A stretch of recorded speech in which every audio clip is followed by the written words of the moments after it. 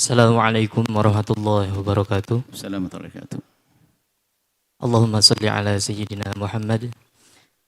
Perkenalkan, saya Bahrul Amik dari Semarang, Buya. Alhamdulillah kami bersama 65 jamaah sudah sampai di pondok sebelum subuh tadi. Mohon doa mudah-mudahan kami selalu istiqomah dan tidak melupakan nafkah istri, Buya. Amin. Adapun pertanyaannya, Buya, tadi terkait dengan keangkuhan orang kafir dalam hal ekonomi. Memang kita orang Islam, kebanyakan dari kita itu kalah dalam hal ekonomi, Bu ya. Sebaiknya kita sebagai seorang Islam, seorang Muslim, apakah cukup menanggapi keangkuhan tadi itu? Ya sudahlah, biarkan kita sebagai seorang Muslim itu fakir di dunia. Nanti toh di akhirat insya Allah kita mendapatkan kekayaan. Apakah cukup seperti itu atau bagaimana, Abu ya? Baik, Terima kasih dari kami. Wassalamualaikum warahmatullahi wabarakatuh. Assalamualaikum warahmatullahi wabarakatuh. Keangkuhan orang kafir untuk kita baca dan kita rasa bahwa kita tidak boleh menjadi seperti dia, hanya berbangga dengan dunia yang akan berakhir. Maka pertama kali harus mendengar adalah orang yang diberi Allah kekayaan. Jangan sampai Anda yang punya kekayaan, cara hidupmu seperti orang yang tidak beriman. Itu. Kemudian bagi yang tidak mampu, mungkin seorang fakir dan sebagainya. Ini agar terhibur bahwasanya memang seorang mukmin kaya sesungguhnya nanti di akhirat bukan di dunia. Maka jangan merasa terpuruk hai orang fakir. Kenapa? Kekayaannya sesungguhnya adalah nanti di akhirat. Harus pahami itu. Kekayaan. Jadi jangan merasa terpuruk. Apakah orang fakir lalu sengsara di akhirat? Oh tidak. Sebab orang untuk masuk surga bukan karena fakir, bukan karena kaya. Surga itu bukan miliknya orang fakir saja, bukan miliknya orang kaya saja. Kalau kembali kepada sejarah, lihat orang yang dekat dengan Nabi, dengan kemuliaan, banyak orang-orang fakir seperti Ammar bin Yasir, seperti Abu Hurairah, itu orang fakir kok. Tapi fakir yang mulia dengan Islam. Dan yang di surga pun juga ada orang Abdurrahman bin Auf. Abdurrahman bin Auf termasuk yang diberi kabar kalau dia ahli surga. Dan orang-orang kaya banyak. Bahkan jadi raja juga ada, Raja Sulaiman, Raja Daud. Jadi bukan urusan kekayaan. Jadi kalau Anda menjadi orang kaya, jangan menjadi orang kaya seperti orang yang tidak beriman. Berkaya orang beriman. Sehingga Anda bisa menggunakan harta Anda untuk kebaikan dan seterusnya. Adapun yang tidak mampu, hibur hati Anda dengan keyakinan Anda bahwa kekayaan sesungguhnya adalah nanti di akhirat. Maka jangan terpuruk. Lalu Anda menjadi rendah. Menjadi rendah karena kefakiran Anda. Ketahuilah, yang merasa minder karena kefakirannya, maka sesungguhnya dia bakal sombong kalau dia kaya. Dengar kalimat sederhana ini. Yang merasa minder dengan kefakiran, kalau fakir minder, ini adalah orang yang bakat sombong kalau kaya. Anda dengan Islam harus begitu. Harus merasa mulia dengan Islam. Biarpun mungkin dia secara harta fakir. Tapi nggak boleh dia merasa terhinakan dengan kefakirannya, rendah dengan kefakirannya. Sehingga kalau duduk dengan orang kaya sudah salah tingkah. Duduk dengan orang kaya berubah. Sehingga Nabi sudah mengancam, man tawadhu li ghaniyin li ghinahu dhaba anhu thulutsa dinihi. Kalau orang tawadhu kepada orang kaya, merendah tawadhu depan orang kaya karena kekayaannya, 2/3 imannya runtuh. Kita duduk dengan orang kaya tidak boleh kita merendah karena kekayaannya.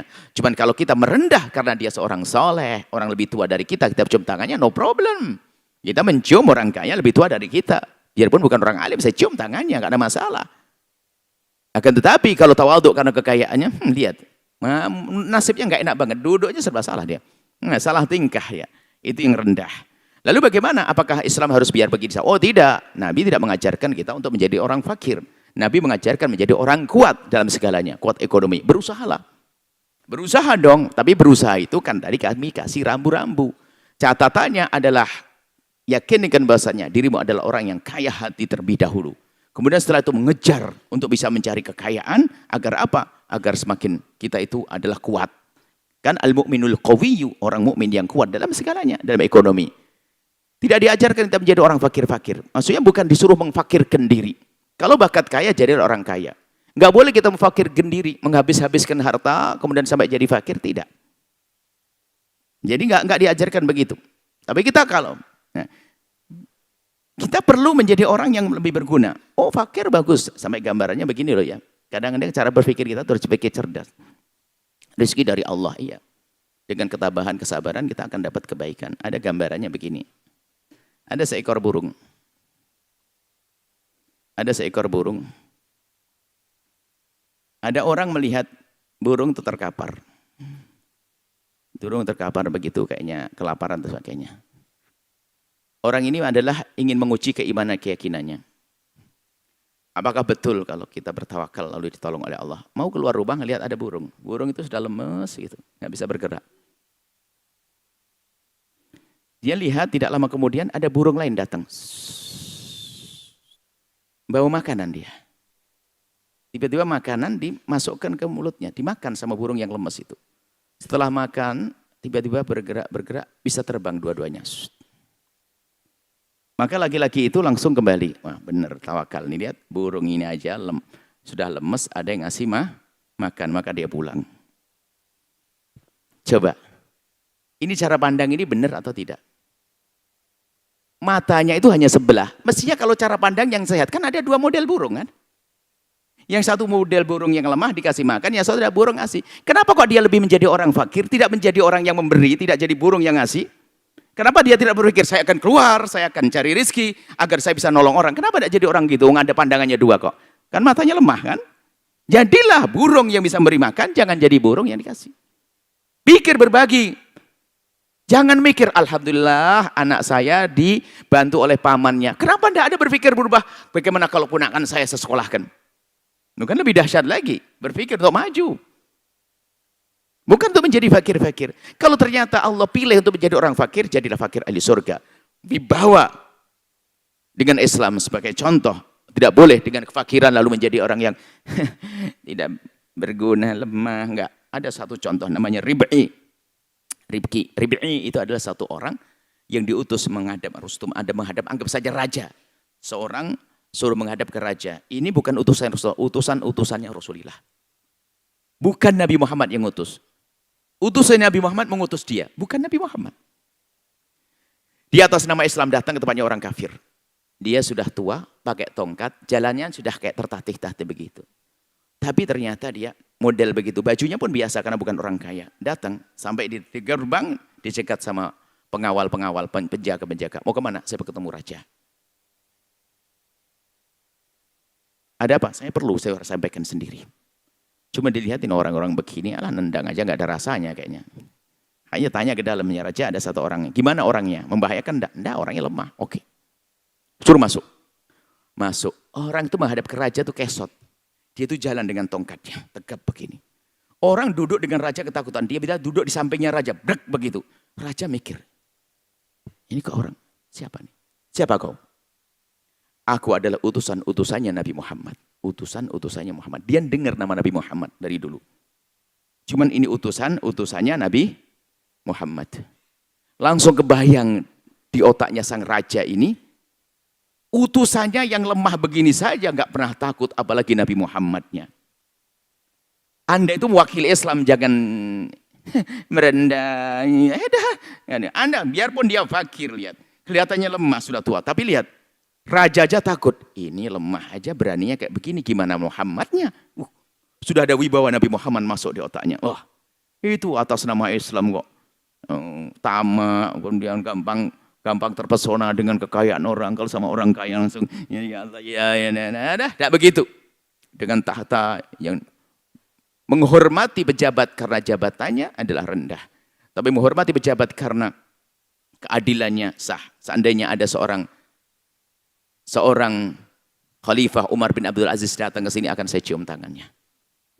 Kalau perlu kakinya, ibaratnya begitu. Tapi kalau hanya pejabat yang tidak taat kepada Allah, saya cium tangannya, jangan-jangan sudah runtuh iman saya, kan begitu.